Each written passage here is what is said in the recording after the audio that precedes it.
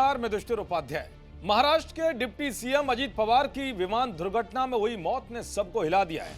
यह हादसा तब हुआ जब उनका चार्टर्ड विमान बारामती एयरपोर्ट के पास पहुंचा और लैंड करने की कोशिश की।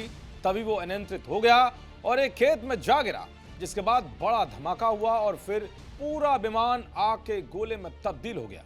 चारों तरफ धुएं का गुब्बार छा गया, जिसमें अजीत पवार के साथ 5 लोगों की मौत हो गई।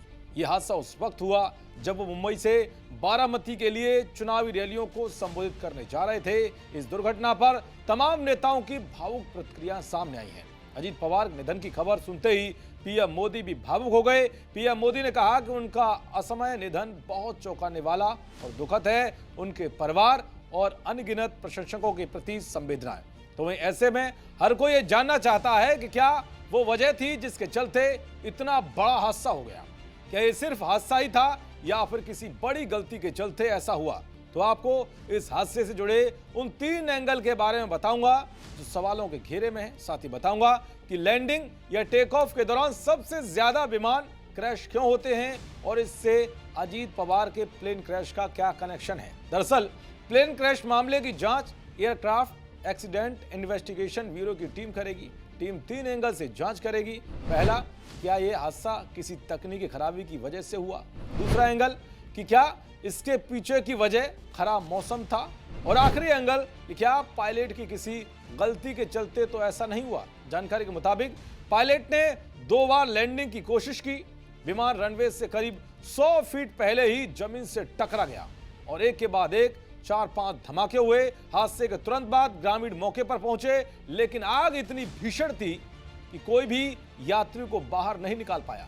लेकिन जिस तरह से प्लेन क्रैश हुआ उसे लेकर भी कई तरह के दावे किए जा रहे हैं। दरअसल अक्सर प्लेन हादसे लैंडिंग और टेक ऑफ के वक्त ज्यादा होते हैं और इसे फ्लाइट का सबसे अहम वक्त माना जाता है।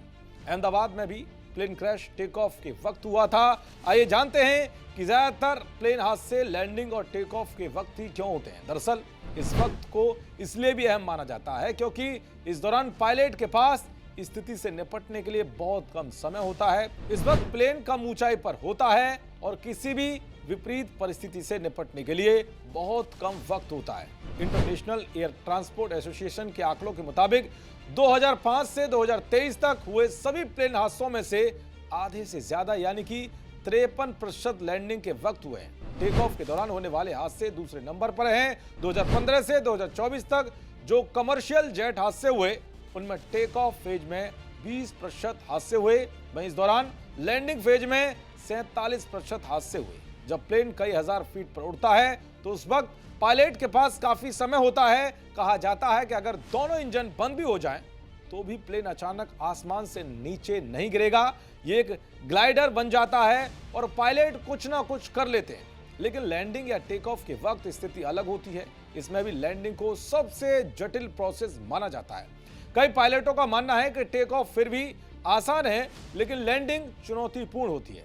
इस वक्त प्लेन को सही रफ्तार, सही एंगल और रनवे की सही पोजीशन पर उतारना पड़ता है। बारिश, कोहरा, तेज हवा और रात का समय पायलट के लिए चुनौती बढ़ाते हैं। छोटे से फॉल्ट से विमान रनवे से बाहर निकल सकता है।